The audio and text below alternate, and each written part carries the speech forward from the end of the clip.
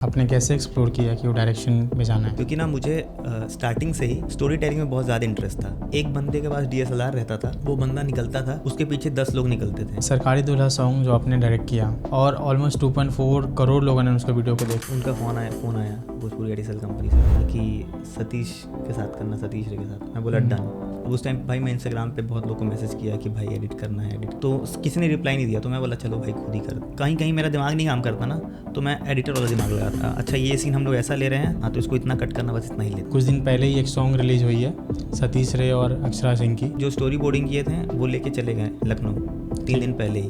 हाँ कि भाई लोकेशन वोकेशन देख के ना अच्छे से शूट वूट करेंगे। जो आप कर रहे हो या जिस प्रोफेशन में हो उसमें बेस्ट करो। सबसे पहले आप ये सॉन्ग सुनिए। हमरा पापा जी के दुल्हा सरकारी चाहिए, फिर तो 20 लाख रुपया एगो गाड़ी चाहिए, फिर तो 20 लाख रुपया एगो गाड़ी चाहिए। आज के हमारे गेस्ट हैं, वो इस सॉन्ग के डायरेक्टर हैं और उन्होंने काफ़ी सारे songs and individual film direct किए हैं। एक छोटे शहर का लड़का जिसका ड्रीम होता है फिल्म मेकिंग करना, वो कैसे अपने करियर को परस्यू करता है, स्टेप बाय स्टेप कैसे वो आगे बढ़ता है, अपने आप को कैसे ट्रेन करता है। तो प्लीज़ ये एपिसोड इन तक देखिए, चैनल को सब्सक्राइब कर ले। Enjoy the show.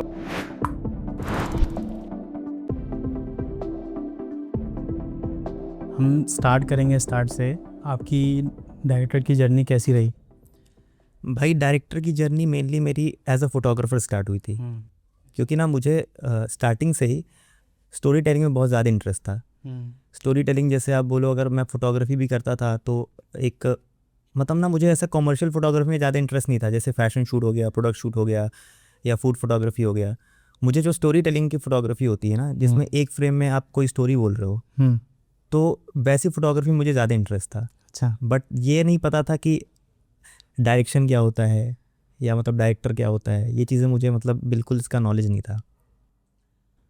तो मैं जब कॉलेज गया, जैसा मैं मेंशन किया था Asian academy of film and television में, तो वहाँ पे दिल्ली में थोड़ा सा मतलब जब मैं एक्सप्लोर किया कि ये भी चीज़ें कर सकते हैं, वो भी चीज़ें कर सकते हैं, तब मैं इस फील्ड में मतलब इस फील्ड को जाना पहले कि अच्छा तो आप डायरेक्टर मतलब बेसिकली दिल्ली से हैं या? मैं रहने वाला गोरखपुर का हूँ भाई। अच्छा। हाँ, मैंने तो दिल्ली में अपना ग्रेजुएशन किया। ग्रेजुएशन भी दिल्ली का? जी। तो भाई मैं mainly Asian academy of film and television से BA इन फोटोग्राफी किया था। क्योंकि जब मैं अपने घर था, गोरखपुर था, तो वहाँ पे क्या होता था कि वहाँ पे ना मेरे टाइम में ना फोटोग्राफी बहुत लोग कर रहे थे उस टाइम पे, और उस टाइम पे मैं भी उसमें ही था। हाँ। तो उससे आगे हम लोग को पता नहीं था कि यार फोटोग्राफी से आगे भी कुछ होता है। हाँ। तो मुझे ना बेसिकली जब स्टोरी टेलिंग में इंटरेस्ट था ना, तो मैं मतलब मैं फोटोग्राफी भी ऐसे करता था ना कि एक फ्रेम में कुछ स्टोरी हो रहा हो। जैसे आप मेरे पुराने फोटोज़ या मतलब हर एक फोटो कोई स्टोरी, हाँ कोई स्टोरी बोल रही है, ऐसा था। तो धीरे धीरे मैं अपना जो जर्नी था वो स्टार्ट किया एडिटिंग से, डायरेक्शन का जर्नी में। तो धीरे धीरे ऐसे प्रोजेक्ट्स मिलते गए, और जब डायरेक्शन का प्रोजेक्ट मिला, पहले तो मुझे AD का प्रोजेक्ट मिला था, एज अ AD मिला था मुझे पहला प्रोजेक्ट, म्यूज़िक वीडियो नोएडा में ही। तो उसके बाद फिर धीरे धीरे डायरेक्शन में भी आए भाई। और अभी तो वो कैसा, मतलब जब पहला प्रोजेक्ट आपको मिला तो आपने कैसे एक्सप्लोर किया कि वो डायरेक्शन में जाना है?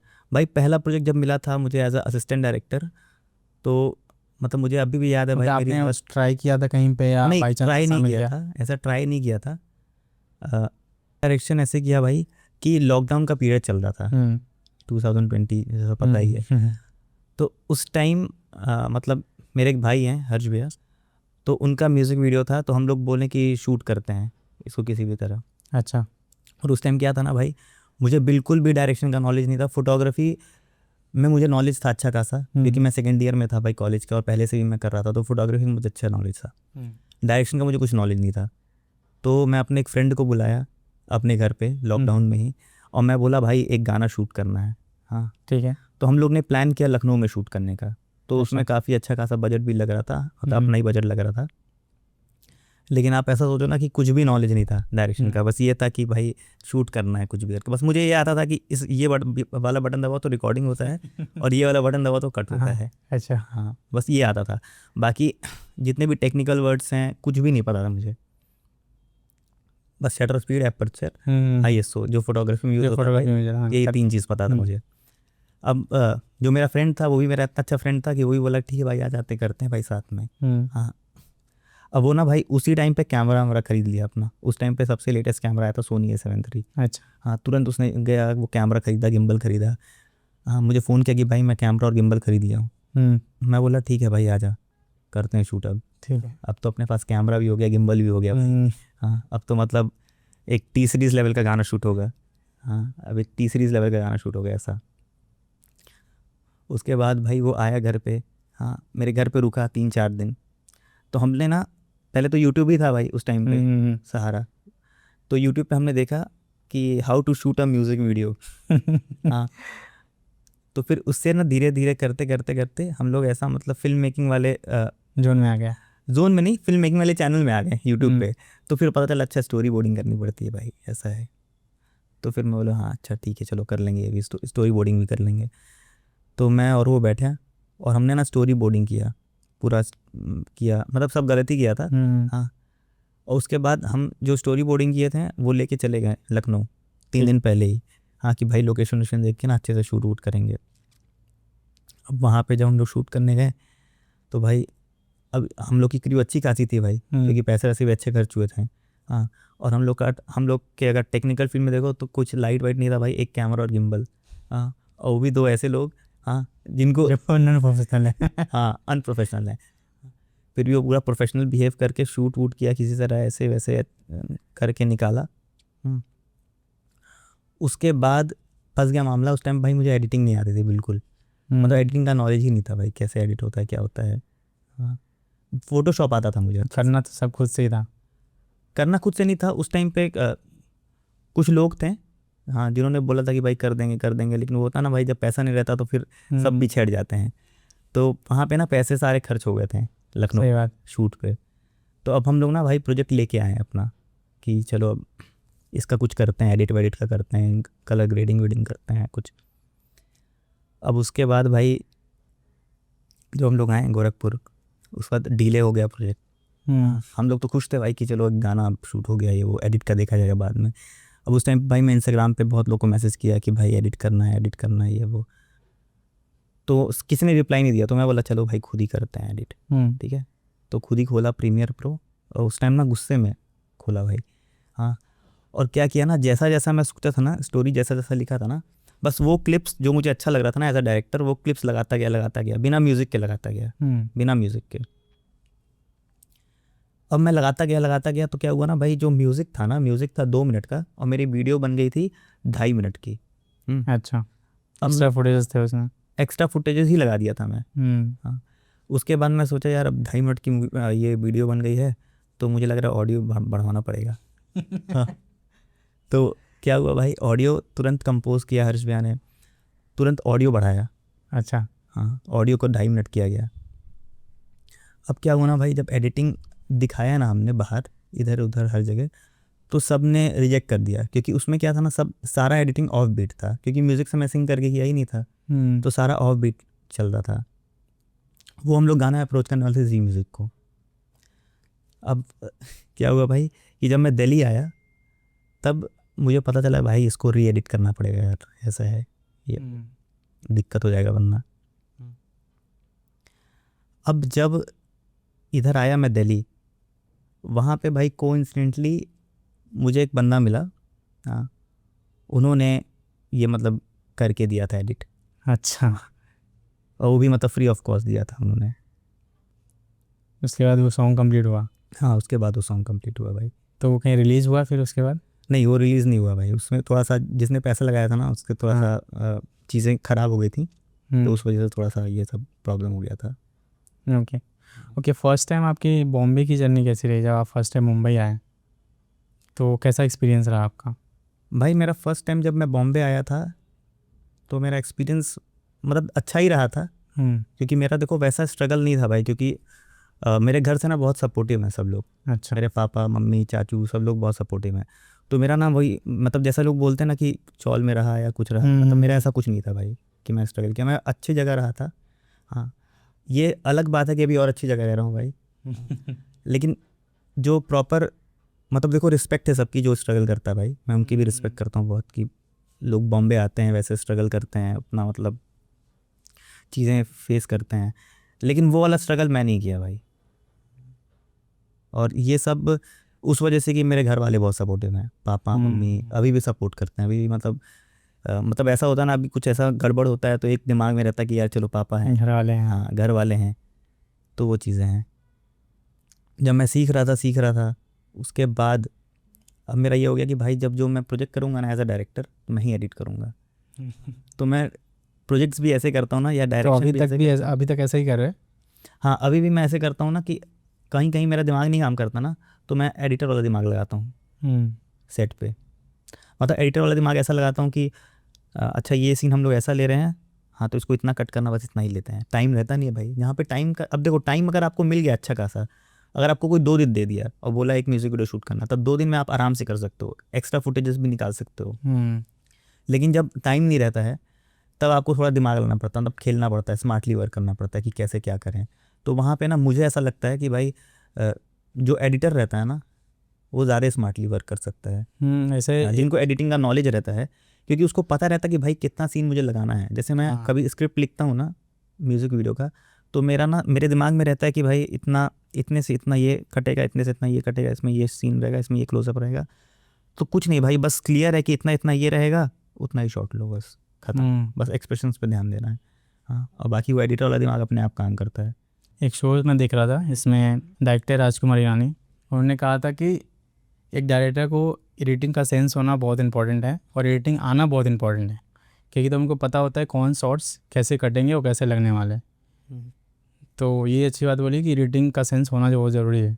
आपने तो बहुत सीनियर्स की बात कर दी। हाँ, मैंने उनका एक शो देखा था। तो मतलब हाँ ये तो है भाई कि मतलब एक मेरा ऐसा पर्सनल ओपिनियन है ना कि एक डायरेक्टर को अगर एडिटिंग आती है ना तो उसके लिए प्लस पॉइंट रहता है वो। हाँ, और ख़ासकर म्यूज़िक वीडियोस में भाई। हाँ, सरकारी दूल्हा सॉन्ग जो आपने डायरेक्ट किया वो गाना बहुत चली और ऑलमोस्ट सोशल मीडिया और यूट्यूब पे मतलब वो ग्लोबली ट्रेंड चल रहा था और ऑलमोस्ट 2.4 करोड़ लोगों ने उसका वीडियो को देखा है और हर जो यूपी बिहार के लोग हैं वो सॉन्ग से रिलेट कर पाते हैं। तो वो सॉन्ग के बारे में बताइए और क्या एक्सपीरियंस रहा वो प्रोजेक्ट पे काम करके? ये सॉन्ग बेसिकली भाई मुझे मिली थी भोजपुरी IT सेल कंपनी से, जो कि शैलेन जी ओनर हैं उनके। ओके। तो उनके साथ मैं पहले भी काम कर चुका हूँ, काफ़ी अपने सॉन्ग्स आए थे, मेहंदी सॉन्ग आया था, यूपी बिहार सॉन्ग आया था, लेकिन ये सॉन्ग यूनिक था भाई थोड़ा। अच्छा।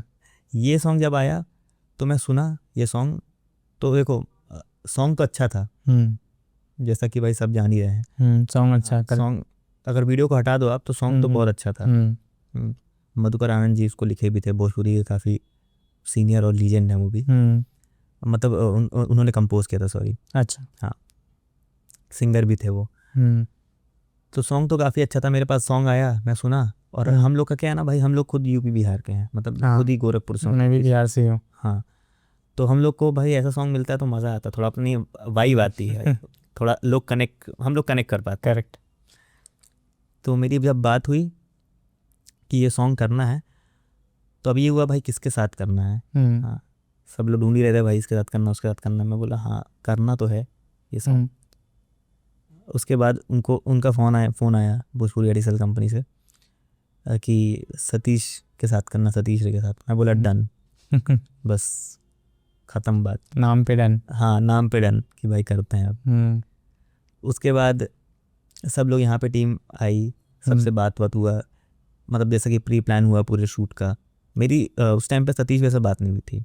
अच्छा ना, सब प्लान हो गया, सब शूट हो गया, मतलब शूट के पहले का सब प्लान हो गया। मैं भी रैकी वैकी कर लिया सब कि ऐसा शूट करना है, वैसा शूट करना है, ये करना है, वो करना है, हर चीज़।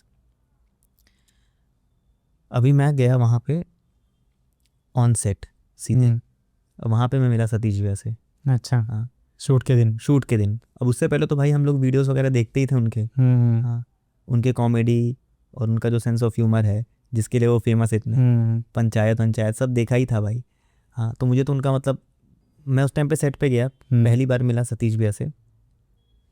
और हम लोग का क्या रहता भाई कि मतलब मेरे दिमाग में तो ये था ही कि उनका नेचर कैसा होगा। एक होता ना कि भाई आप सोशल मीडिया पे भी देख के ना इंसान को थोड़ा थोड़ा समझ जाते हो कि कैसा पर्सनालिटी कैसा है। हाँ, और उनका पर्सनालिटी भी ऑलमोस्ट हम लोग जैसा ही है, मतलब। हाँ, मतलब एकदम लॉन्डो टाइप ही है उनका। मतलब ऐसा है कि कोई भी कंफर्टेबल उनके साथ फील करेगा। हाँ, और हम लोग जैसे जो लड़के होते हैं ना भाई, हम्म, वो लोग और कंफर्टेबल फील करते हैं इनके साथ। हम्म, तो फिर वहाँ पे भाई जब मिला, मैं सीन वीन एक्सप्लेन करा था उनको कि ऐसे शूट करना है, ऐसा शूट करना है, ये सब चीज़ें। तो उन्होंने पूरा सुना अच्छे से। हाँ, अब वो भी पूरे तैयारी के साथ आए थे भाई। हाँ, उनको उन्होंने भी सॉन्ग सुना था, पूरी तैयारी के साथ आए थे। एक्टर भी है भाई कितने अच्छे। तो वहाँ पे मैं डायरेक्ट करा था, तो वहाँ पे ना भाई हम लोग के पास, देखो भाई सबसे बड़ी बात कि हम लोग के पास टाइम कम था, अच्छा, थोड़ा कुछ इशू हो गया था वहाँ पे, तो उसकी वजह से हम लोग को थोड़ा टाइम नहीं मिला था। बजट था हमारे पास अच्छा खासा, लेकिन टाइम का थोड़ा इशू हो गया था। कभी कभी क्या होता है, डेडलाइंस होते हैं ना हर चीज़ों के। हाँ, क्योंकि हर चीज़ आपके हाथ में हर टाइम पे नहीं होती है, करेक्ट, वो चीज़ें कभी कभी प्रॉब्लम करती हैं। वहाँ पे सतीश भैया ने भी काफ़ी चीज़ें मुझे बताई कि भाई ऐसे करना है, ऐसे करते हैं, ऐसे करते हैं। तो उनका भी एक गाइडेंस रहा वहाँ पे, मतलब उस म्यूज़िक वीडियो में। तो हेल्प रहा उस। हाँ, वो और हेल्प अच्छा रहा, करने। अच्छा खासा हेल्प रहा भाई, एज अ सीनियर बोलो आप, तो अच्छा हेल्प रहा उनका भी।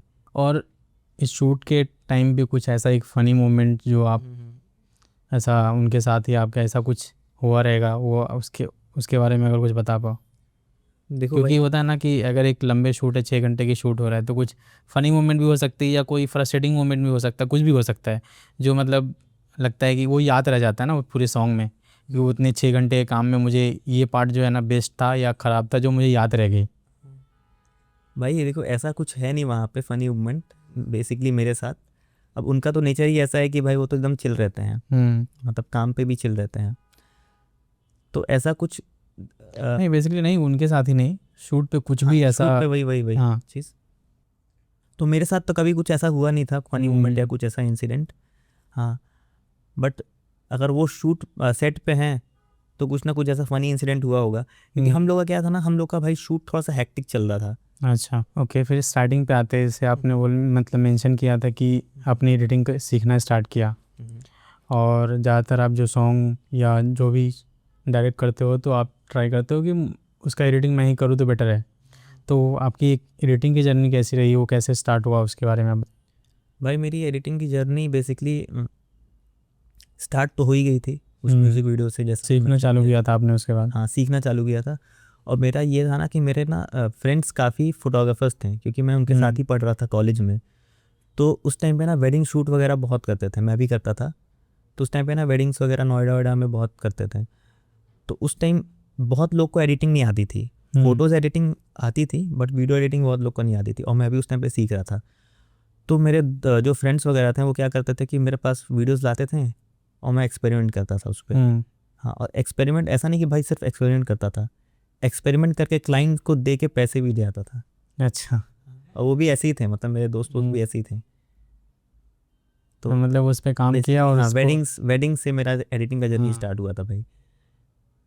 वेडिंग्स वगैरह एडिट करके सीखा कि भाई सॉफ्टवेयर कैसे यूज़ मतलब करते सीख भी रहे, साइड से कुछ कुछ इनकम भी आ रहा है। हाँ, वैसा था। और मेरा क्या था ना कि मैं बचपन से ही टेक्निकली बहुत स्ट्रांग था, क्योंकि मुझे क्लास 6 में ही इंटरनेट मिल गया था। सॉरी, मुझे क्लास 6 में ही इंटरनेट मिल गया था। तो मैं ना बहुत कंप्यूटर में बहुत ज़्यादा इंडल्ज रहता था। अच्छा, हाँ, और मुझे फ़ोटोशॉप क्लास 8 से मैं फ़ोटोशॉप यूज़ करता था। उस टाइम पे क्या था भाई कि स्कूल टाइम में जब किसी को पता नहीं था कैमरा चलाना है, एडिटिंग वेडिटिंग कुछ नहीं आता था, उस टाइम पे मैं फ़ोटो एडिट करता था। उस टाइम पे मैं भाई स्कूल में मतलब जो बच्चे थे उनसे 100 रुपये लेके फ़ोटो एडिट करके उनको देता था, क्योंकि उस टाइम पे ना हम लोग के साइड में क्या था ना, एक ट्रेंड चला था। जैसे आप पहले का देखे ही होगे भाई, पहले ट्रेंड चलता था एडिटिंग का, फोटो एडिटिंग का फ़ोटो बहुत एडिटिंग का, कि कि DSLR से फ़ोटो क्लिक करवाते हैं, फेस वो गोरा करके, पीछे वो PNG पूरा लगा के ऐसा। उस टाइम पे मेरे साथ भी एक स्टोरी था कि स्टार्टिंग से ही ड्राइंग वगैरह करने का, पेंटिंग वगैरह करने का शौक़ था। तो ड्राइंग वगैरह करते करते ना मतलब ऐसा है फ़ोटोशॉप सीखने का, फ़ोटो एडिट करने का ऐसा शौक़ चढ़ा कि फ़ोटो एडिट करेंगे। क्योंकि ऐसा DSLR वाला इतना अच्छा ट्रेंड चला था कि हर लोग मतलब ऐसा DSLR ले रहे हैं, फिर पार्क में जा रहे हैं, फ़ोटो खींच रहे हैं, एडिट कर रहे हैं, डाल वैसा रहे हैं। ही था भाई मेरे एक। तो मैंने यहाँ जाके फ़ोटोशॉप सीखा, और एक इंस्टीट्यूट था यहाँ पे, मतलब ऐसा कुछ तो 1000 या 1500 ऐसा दे करके कुछ तो कोर्सेज थे, 7 डेज़ का या 10 डेज़ का, ऐसा तो कोर्स किया। फिर कोर्स करते करते हुआ क्या कि वहाँ पे ना जो टीचर सिखा रहे थे ना वो छोड़ दिए बाई चांस, कुछ तो ऐसा हुआ, और उनके पास कुछ 4-5 स्टूडेंट लाइनअप में थे। तब उन्होंने मुझे बोला कि सुन, मतलब आपका मतलब फ़ोटोशॉप अच्छा रहा, आप जब तक सीखे तब तक आपका फीडबैक भी अच्छा था, आप जो काम किए उसका क्वालिटी भी अच्छा था, तो आप सिखाएंगे क्या यहाँ पे। पर स्टूडेंट मुझे 500 देना चालू किए, और 2-3 स्टूडेंट था, तो ऐसा हर महीने का मतलब महीने में ऐसे 15 दिन में 20 दिन में ख़त्म करना होता था। तो 20 दिन में, एक महीने में 1500 रुपया, कभी 3 स्टूडेंट हुए तो 1500, 4 स्टूडेंट हुए 2000 रुपया। तो मैं भी ऐसे ही धीरे धीरे स्टार्ट किया था। तो उस समय था एक फ़ोटो एडिटिंग का ना एक जोन था। मैं उस टाइम पे मुझे याद है भाई, मैं क्लास 8th में था। उस टाइम पे क्या हो रहा था कि जैसा आपने मेंशन किया ना कि वो फ़ोटो का ना एक ट्रेंड चल रहा था। हाँ। उस टाइम पे क्या होता था भाई कि एक बंदे के पास DSLR रहता था, वो बंदा निकलता था, उसके पीछे 10 लोग निकलते थे। हाँ, और सबका हम लोग का ना भाई प्लान होता था कि भाई संडे को ना मैं DSLR निकाल रहा हूँ, हाँ संडे को चलते हैं। जो हम लोग के लोकेशन थे ना आसपास घर के, वहाँ पे सब चलते थे। और भाई कोई चश्मा लाता था, कोई 10 शर्ट लाता था, सब एक दूसरे का शर्ट वर्ट पहन के, हाँ कुछ तो जीन्स भी लाते थे भाई। हाँ, तो वहीं पे कहीं पीछे जीन्स वीन्स चेंज करके, चश्मा वश्मा लगा के, हाँ जूते वूते पहन के एक दूसरे के, वो ब्रेसलेट वगैरह लगा के, ऐसा हम लोग फ़ोटो शूट करते थे। अब क्या होता था कि कुछ लोग उस टाइम पे ना DP बैटल चलता था फेसबुक पे भाई, याद होगा आपको, लाइक कमेंट हाँ। वो वाला। तो उन सब में काफ़ी उस टाइम पे ट्रेंड चल रहा था ये सब, तो मुझे भी वहीं से इंटरेस्ट आया था। बेसिकली वहीं से मैं एडिटिंग करता था। लेकिन मैं जो फ़ोटोशॉप करता था ना, फ़ोटोशॉप बेसिकली मैं सीखा था, खुद से ही सीखा था, ऐसा नहीं किसी से सीखा था, खुद से ही सीखा था फ़ोटोशॉप। उस टाइम पे बहुत इंटरेस्ट था मेरा, और फ़ोटोशॉप और पिक्सआर्ट में उस टाइम पे बहुत चलाता था। हाँ, फ़ोटोशॉप मोबाइल में पिक्सआर्ट और हाँ, लैपटॉप में पिक्सआर्ट इसमें फ़ोटोशॉप। उसके बाद भाई मैं बट मेरा जो फ़ोटोशॉप करने का तरीका था ना वो थोड़ा डिफरेंट था। मतलब उस टाइम पे मूवीज़ वगैरह मैं देखता ही था भाई बहुत पहले से। तो मैं थोड़ा सा ऐसा सोचता था कि गला काट के निकाल दिया, हाँ फ़ोटोशॉप में ऐसा करता था मैं कि गला काट के हाथ में रख दिया अपना, हाँ पैर गायब कर दिया। तो मैं पहले ऐसे करता था। फिर मेरे अंकल हैं, उनके पास DSLR है, तो मैं उनको लिया, DSLR लिया, और फिर मैं भी वही फ़ोटोशूट करना स्टार्ट किया सबका। हाँ, उसके बाद जब फ़ोटोशूट करता था मैं, तो देखो चार्जेस तो कोई उस टाइम पे देता नहीं है भाई, और हम लोग के दिमाग में रहता है वो, तो हम लोग भाई पढ़ाई से थोड़ा सा हट के वो चीज़ें करते हैं मूड रिफ़्रेश करने के लिए। तो जब फ़ोटोशूट करता था मैं, तो उस टाइम पे मेरा क्या था ना भाई, जब फ़ोटोशूट वगैरह ट्रेंड में चलता था, तो हम लोग क्या करते थे भाई कि DSLR लेके निकलते थे, और पीछे 10 बंदे जाते थे उसके।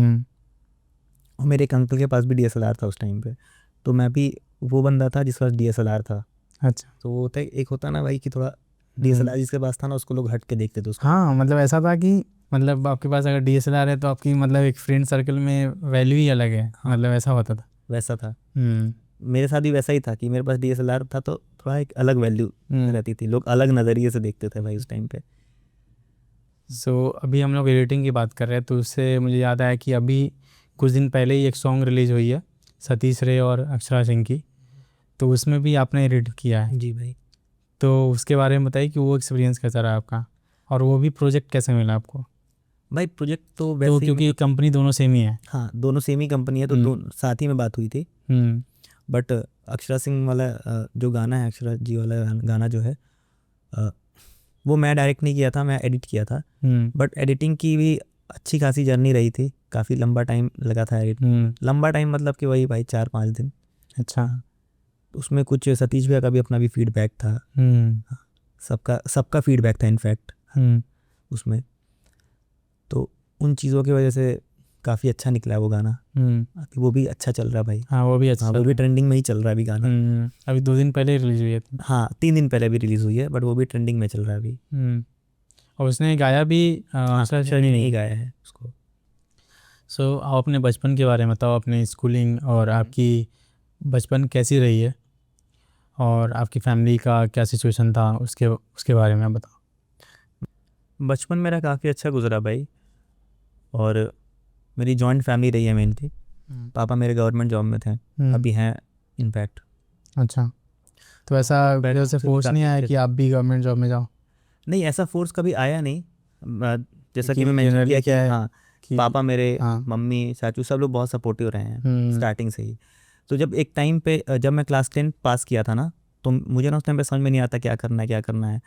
तो पापा उस टाइम पे ना मुझे इंजीनियरिंग के प्रिपरेशन के लिए डाल दिए थे और मैं भी चला गया था, क्योंकि मुझे लगा था कि भाई अब क्या करना है, यही करते हैं। हाँ, अपनी इधर वही है, इंजीनियर, डॉक्टर। हाँ, इंजीनियर, डॉक्टर, यही चीज़ें थी। लेकिन मैं कभी ऐसा बोला नहीं था कि नहीं मुझे इंजीनियर नहीं बनना या कुछ नहीं करना। मैं चला गया था आराम से, चला गया था, छोड़ो भाई, चला गया था। और जब मैं वहाँ पे था तो मैं सपने भी देख लिया था भाई कि हाँ इंजीनियर बन जाऊँगा, ये कर लूँगा, वो हर चीज़ कर लिया था। फिर लास्ट में आते आते आते आते लगा कि नहीं, इंजीनियरिंग अपने लिए नहीं है ऐसा। जबकि पढ़ने में ऐसा नहीं कि मैं बहुत ख़राब था, पढ़ने में मैं एवरेज ही था। हाँ, एवरेज मतलब कि ठीक था, मतलब 75-80 वाला, वो हाँ वाला बंदा था मैं। वो तो बट इंजीनियरिंग के लिए आप समझ रहे हो ना क्या चाहिए, क्या मतलब एक अलग, सबसे पहली बात की इंटरेस्ट चाहिए आपको इंजीनियरिंग करने के लिए, कि उसमें इंटरेस्ट होना चाहिए। मेरा इंटरेस्ट नहीं था उसमें, मेरा इंटरेस्ट कहीं और था, जो कि मैं उस टाइम पे फ़ोटोशूट वगैरह ये सब करता था मैं। तो जब 12th पास आउट किया मैं, और जब मैं पापा से बोला कि पापा फोटोग्राफी करना है, हाँ, घर पे बोला सबसे कि नहीं फोटोग्राफी करना है, तो पापा खुद ही बोले कि ठीक है, तो कॉलेज ढूंढ लो कोई अच्छा, जब करना तो अच्छे से करो। हाँ, मतलब ऐसा नहीं कि स्टूडियो में कर रहे हो या किसी के साथ कर रहे हो, ऐसा पहले अच्छे से पढ़ाई करके करो। तो मैं उस टाइम पे कॉलेज वॉलेज सर्च किया ऑनलाइन, तो उस टाइम पे आफ्ट का काफ़ी नाम था, तो मैं बोला नहीं आप दिल्ली, हाँ आफ्ट नोएडा। मैं भी एनिमेशन के लिए ढूंढ रहा था, तो एक मेरे लिस्ट में वो भी था, वहाँ भी मैंने इंक्वायरी की थी वहाँ पे जाने के लिए, क्योंकि वहाँ पे एनिमेशन वगैरह कोर्सेज थे वहाँ पे। तो मैंने ट्राई किया, बट फिर इधर यहाँ पे ट्राई किया तो सबने बोला मुंबई एक हब है, तो फिर मैं इधर आ गया। हाँ, मुंबई तो हब है, लेकिन मैं उसमें ना क्या होता कि मैं ऑनलाइन जब देख रहा था, हाँ, तो उस टाइम पे ना ऑनलाइन इंडिया में, उस टाइम पे इंडिया में 2 ही कॉलेज थी भाई जो ये कोर्स रखे थे, बी इन फोटोग्राफी। एक सिम्बियोसिस था पुणे और एक आफ्ट था। तो क्या था कि आफ्ट हम लोग के घर के भी काफ़ी, मतलब नोएडा तो पास में ही है घर के, और पुणे काफ़ी दूर हो जाता उस टाइम पे, और मैं भी उस टाइम पे पहली बार ही निकल रहा था घर से बाहर। तो मैं बोला कि नहीं नोएडा ही करते हैं, और नोएडा में आफ्ट से ही फिर मेरा स्टार्ट हुआ हर चीज़। बचपन से ही भाई क्या था कि मेरे घर में एक कंप्यूटर था, जो पहले होता था ना कंप्यूटर, वो बड़ा सा मॉनिटर होता था, हाँ, पीछे निकला हुआ टच निकला हुआ, हाँ, बड़ा सा CPU रहता था, कीबोर्ड, माउस। तो वो दादाजी मेरे खरीद के रखे थे चाचू के लिए। अच्छा, हाँ, तो मैं उसमें ना गेम वेम खेलता था उस टाइम पे, और कंप्यूटर का ना थोड़ा बहुत नॉलेज तो हो ही गया था, पेंट वेंट करता ही था। हाँ, उस टाइम पे क्या होता था भाई, कंप्यूटर सबके घर पे नहीं होता था जैसा, हाँ, सभी घर पे, सही बात। और मेरे घर पे था, तो मैं उस टाइम से ही कंप्यूटर चलाना सीख गया था। और क्लास 6 में मुझे इंटरनेट मिल गया, तो इंटरनेट पे भी मतलब मैं सर्फिंग करना सीख गया था उस टाइम पे, गूगल। फिर क्लास 8 में फेसबुक आईडी बना लिया, फिर सोशल मीडिया पे आ गया। हाँ, और फिर सोशल मीडिया से ही भाई ये एडिटिंग वाली जर्नी स्टार्ट हो गई। तो जैसा कि आपने बताया कि आपके फादर गवर्नमेंट जॉब में है, तो क्या होता है ना, जैसे अगर मैं अपनी स्टोरी बताऊं तो, और मैंने पहले 1-2 एपिसोड में ही बताया, इस चीज़ को मेंशन किया है कि मेरे फादर का ऐसा था कि मैं क्योंकि वो गवर्नमेंट सेक्टर से नहीं है, वो एक नॉर्मल बिजनेसमैन है, तो उनका हमेशा से ये रहा है कि बिजनेसमैन नॉर्मल कैसे हो सकते हैं भाई? मतलब छोटे बिजनेस है, बिजनेसमैन ही होता है। मतलब वही बोल सकते। तो उनका ये कहना था कि मैं गवर्नमेंट जॉब में जाऊँ, और उनका बहुत कन्विंस करने की ट्राई किए कि मतलब यहाँ पे मतलब गवर्नमेंट जॉब में ट्राई कर। और इवन अभी भी वो मुझे कभी कभी बोल देते हैं कि फॉर्म वगैरह देखते रहे, कभी कभी फॉर्म अगर आता है तो उसको फिल कर देना। तो उनको हमें बहुत ज़्यादा ये था कि तू गवर्नमेंट जॉब में जाती थी, बट मैंने गवर्नमेंट जॉब नहीं किया। हाँ, मैं कुछ और चुना, और मैं अभी अलग फील्ड में हूँ। तो उनको कहीं ना कहीं एक ये रहता है कि यार नहीं किया वो चीज़, ठीक है। और अभी अगर कहीं मैं ज़्यादा स्ट्रगल कर रहा हूँ, या मतलब अगर थोड़ी कुछ प्रॉब्लम होती है, तो उनको लगता है कि उसने गवर्नमेंट जॉब में नहीं किया तभी ये प्रॉब्लम आया। तो आपके फादर ऑलरेडी गवर्नमेंट जॉब में हैं, तो कभी उनका ये अप्रोच नहीं रहा कि हाँ मतलब तू गवर्नमेंट सेक्टर में जा, और या उनका कैसा सपोर्ट रहा आपके साथ, और कैसी उनका एक आपके, और अभी भी जब आप काम कर रहे हो और अच्छे लेवल पे काम कर रहे हो, तो उनका कभी अभी क्या रिएक्शन है आपके ऊपर? भाई कभी ऐसा प्रेशर तो नहीं रहा है पापा का कि गवर्नमेंट जॉब में जाना है या कुछ ऐसा, लेकिन स्टार्टिंग में जब मैं बताया नहीं था कि फ़ोटोग्राफी करना मुझे, तब पापा बोलते थे कि हाँ इसका फॉर्म भर दो, उसका फॉर्म भर दो। उस टाइम पे बेसिकली ऐसा रहता था, तो मैं भरा भी फॉर्म, ऐसा नहीं है। लेकिन क्या होता था कि जब आपका इंटरेस्ट नहीं है ना तो आपका मन भी नहीं करता, आप फॉर्म भर के फिर आ जाते हो। हाँ, और मेरे ऊपर वैसा प्रेशर भी नहीं था एकदम घर वालों का या पापा का, कभी किसी का प्रेशर भी नहीं था कि ये करना ही करना है या इस कॉलेज को क्रैक करना है या ये जॉब चाहिए, ऐसा कुछ नहीं था कभी। तो जब मैं फोटोग्राफी का बताया कि मुझे फोटोग्राफी करना, तब सब क्लियर हो गया कि भाई इसको फोटोग्राफी ही करना है, इसको उसमें ही भेजो। सब लोग कन्विंस हो गए? हाँ, सब लोग कन्विंस हो गए थे उसमें। तो फिर उसके बाद से कभी ऐसा कुछ नहीं रहा कि पापा ने कभी बोला हो कि इसका मतलब फॉर्म निकला ये भर दो या कुछ ऐसा।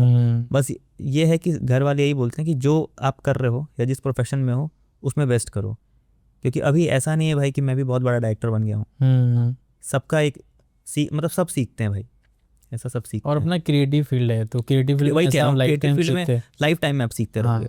हाँ, तो आप कुछ भी अचीव कर लो, आपको छोटा ही लगता है फिर बाद में लगता है कि नहीं अब इसको अचीव करना, अब उसको अचीव करना है, वो चीज़ें हैं। तो घर वाले भी मेरे यही समझाते हैं कि अभी हो गया ये, अब से आगे बढ़ो इसी फील्ड में। ये नहीं कि वो उन्होंने कभी नहीं बोला कि फील्ड चेंज करो या कुछ भी करो, ये है कि इसी फील्ड में अब ये अचीव कर लिया, अब इसके आगे बढ़ो। तो ऐसा ही मेरे फैमिली का ऐसा ही सपोर्ट रहता है। और बाकी सब बोलते हैं कि भाई पीछे तो फैमिली है ही। हाँ, तो एक ऑफ कोर्स फैमिली का एक जो उनका सपोर्ट होता है वो बहुत आपके अंदर एक बिहेवियर लाता है, वो सपोर्ट करता है आपको आगे प्रॉब्लम से लड़ने के लिए और चीज़ें करने के लिए। एक रामायण का टीजर आया, छोटा सा क्लिप आया, नितेश तिवारी सर। हाँ, उनका जो मूवी आने वाली है रामायण करके, जो डीने बना रही है डीने। और उन्होंने आपने देखा वो टीजर? भाई किसने नहीं देखा है यार। तो क्या आपका क्या मतलब व्यू है उस पर, आप मतलब कैसी लगी आपको? भाई सबसे बड़ी बात जो देखने मैं जाऊंगा मूवी, एक तो नितेश तिवारी सर का मूवी है जिसको सब जान ही रहे भाई, दंगल जैसी मूवी दी है उन्होंने। और सबसे बड़ी बात भाई उसका जो म्यूज़िक है, ए.आर. रहमान सर और हैंस ज़ाइमर फर्स्ट टाइम इंडिया में कर रहे हैं। करेक्ट। तो इन दोनों का कोलैबोरेशन देखने में मज़ा आएगा भाई रामायण में। और भी भाई हम लोग की मतलब हिंदू माइथोलॉजिकल बेस्ड फिल्म है ये, और उसे भाई इतने लीजेंड्स, अब हैंस ज़ाइमर को भाई सब जान ही रहे हैं सब लोग, जिन्होंने इंसेप्शन की, इंटरस्टेलर, क्रिस्टोफर नोलन की कितनी फिल्म्स की हैं उन्होंने, ये सुपरमैन फर्स्ट वाली, मैन ऑफ स्टील, और आपका ड्यून 1, 2, ये सारी हैंस ज़ाइमर मतलब कितना बड़ा नाम है भाई म्यूज़िक में, मतलब बीजीएम में। हाँ, और ए.आर. रहमान को तो इंडिया में सब जान, ग्लोबली सब लोग जान रहे हैं कि उनका कैसा काम है। तो जब इन दोनों का कोलैबोरेशन होगा भाई तब मज़ा आएगा वो चीज़ देखने में, मतलब वो चीज़ थिएटर में एक्सपीरियंस करने में मज़ा आएगा, आईमैक्स में वो भी। और विजुअल कैसे लगे आपका? विजुअल्स भी भाई मस्त लगा, मतलब वो तो इंट्रोडक्शन था। हाँ, अभी तो भाई असली चीज़ें देखनी है। अभी तो बस वो एक लुक था यश का जिसमें वो आधा हाफ दिखता है फेस, वो भाई मतलब विजुअल और साउंड दोनों, मतलब एक फर्स्ट अगर टीजर के अकॉर्डिंग देखे तो एक्साइट करती है लोगों को भी, मतलब देखने के लिए बहुत एक्साइट करती है भाई वो। सो आपके ऐसा कोई अपकमिंग प्रोजेक्ट्स जो आप कर रहे हो या करने वाले हो या कुछ आने वाले जो आप मेंशन कर सकते हो, आप उसके बारे में बता सकते हो? भाई अपकमिंग तो अभी है, म्यूज़िक वीडियोस कुछ लाइन अप हैं जो कि आने वाली हैं मेरी एज अ डायरेक्टर, और बाकी अभी फिल्म्स पे भी काम चल रहा भाई, और अपनी शॉर्ट फिल्म भी आपको बहुत जल्दी देखने को मिलेगी। अच्छा, ग्रेट। तो बस उन्हीं सब चीज़ों पे लगे हुए हैं भाई। तो आप कुछ ऐसा बता सकते हो शॉर्ट फिल्म के बारे में जो आप, मतलब आपकी फिल्म है या किसी का आप डायरेक्ट कर रहे हो? नहीं, अपनी ही फिल्म है भाई। अच्छा। मेरी फिल्म है जो हम लोग खुद ही कर रहे हैं, बट अभी मेंशन नहीं कर सकते ऐसा कुछ। ओके, तो अभी बात करेंगे यूपी बिहार के रीजनल कंटेंट के बारे में कि उनका जो कंटेंट आ रहा है अभी जो कुछ सालों से, वो बहुत बोल्ड कंटेंट है। जो रिलिक्स है वो अगर बेसिकली अगर ज़्यादा सॉन्ग की बात करें तो सॉन्ग में जो रिलिक्स यूज हो रहे हैं वो बहुत सारे मतलब ऐसे वर्ड होते हैं और वो बहुत बोल्ड होता है। और ऐसे भी बहुत सारे अदर जो स्टेट है उनका अगर रीजनल सॉन्ग या मूवी देखेंगे तो वो बहुत अपना डिसेंट वे में अपना कल्चर को और अपनी चीज़ों को दिखाते हैं। बट ऐसा जो अपने भोजपुरी और यूपी बिहार में जो कंटेंट बन रहा है वो बहुत ही उस मतलब एक बोलते हैं ना उसको निगेटिव वे में उसको अप्रोच किया जा रहा है। तो उस पर आपका क्या पॉइंट ऑफ व्यू है? तो बेसिकली देखा जाए ना अगर भाई, तो अभी कुछ सालों से आप इंडिया में देखो तो इंडिया में कितनी फिल्म्स बनती है, मलयालम फिल्म बन रही हैं, साउथ इंडिया में अलग फिल्म बन रही है, आपके मराठी इंडस्ट्री में इतनी अच्छी अच्छी फिल्म बन रही है, और चंडीगढ़ मतलब पंजाब में कितनी अच्छी फिल्म बन रही है भाई। देखो मैं इतना बड़ा भी डायरेक्टर नहीं हूँ भाई कि मैं इन चीज़ों पे या इन टॉपिक पे ना कभी बात करूँ, हाँ, बट मेरा जो रिव्यू है वो मैं रखना चाहता हूँ कि हमारे जो मतलब यूपी बिहार का जो कंटेंट है ना, भोजपुरी कंटेंट, उसमें अभी कुछ सालों से देखो तो आप इम्प्रूवमेंट वैसा नहीं है, बोल्ड कंटेंट ज़्यादा बन रहे हैं। और उसका रीज़न ये भी है ना कि देखो मेकर्स की गलती नहीं है भाई, देखने वाले की भी गलती है कि लोग देखते भी वैसा हैं, हाँ, लोग पसंद भी वैसा पसंद भी वैसा करता है। अभी क्या है ना भाई, हमारे यहाँ अभी शादी होता है या कहीं कुछ होता है तो हम लोग भोजपुरी गाना बजाते हैं और डांस करते हैं, हाँ, उस पे ही वाइब करते हैं, हाँ, वैसे ही लिरिक्स पे हम लोग डांस करते हैं। तो इंटरेस्ट तो भाई पब्लिक ही ले रही ना, पब्लिक मतलब हम लोग ही ले रहे हैं ना इंटरेस्ट, तब जाके वो चीज़ें और बढ़ रही हैं, बन रही हैं। मतलब बेसिकली हम लोग कंज्यूम पुराने कर गाने रहे देखो, हैं भोजपुरी के कितने अच्छे अच्छे गाने हैं, और उसका मीनिंग देखो, लिरिक्स देखो, पुरानी मूवीज़ देखो भाई, भोजपुरी के कितने अच्छे अच्छे मूवीज़ हैं। मतलब वही सप्लाई और डिमांड वाली बात है। एक मूवी था भाई बहुत पुराना, शायद पहला ही मूवी था आई थिंक भोजपुरी का, वो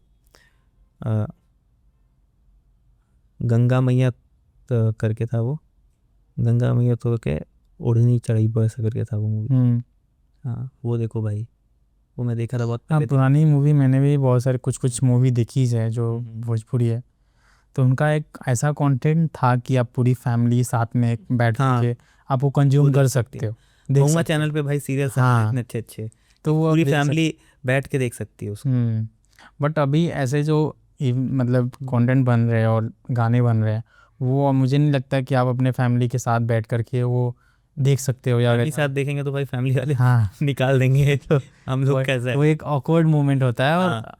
ऐसा बने जा रहे हो। तो मेरे अकॉर्डिंग ऐसा चेंज करना चाहिए इसको, ताकि बाकी जो अदर स्टेट के जो रीजनल मूवीज़ और गाने हैं, जो हम लोग इतना साउथ की मूवी हम लोग कितना कंज्यूम करते हैं। अभी आप देखो भाई, साउथ की मूवीज़ पहले हम लोग मजाक बनाते थे साउथ की मूवीज़ का कि भाई बट एक आपने पंच मारा वो वहाँ गया, हाँ ये सब चीज़ें साउथ वाले ही लाए ना भाई। लेकिन अभी भी वो चीज़ें हैं, आप देखो तो अभी भी वो चीज़ें हैं, लेकिन उनको उसका दिखाने का तरीका अब इतना एडवांस और इतना चेंज कर दिया गया है ना कि वो चीज़ें ना हम लोग को देखने में मज़ा आता है, गूज़बम्स आ जाता है वो चीज़ देखते हैं तो। अभी क्या है ना कि अब जैसे आपने बोला कि जो पब्लिक कंज्यूम कर रही है वो लोग वो बना रहे हैं, तो उनका भी यही है कि मतलब साउथ में क्या है ना कि जो लोग एक्स्ट्रा एग्जैजरेट करके चीज़ें दिखाते हैं ना, वो वहाँ के लोगों को पसंद आता है, और वहाँ के लोग कंज्यूम करते हैं और इंटरटेन होते हैं उससे, और वो उनका एक स्टाइल बन गया। हाँ, उनका एक स्टाइल हो गया, उनके हर मूवी में वो रहता ही है। हाँ, जो कि भाई अब बहुत लोग कॉपी कर रहे हैं।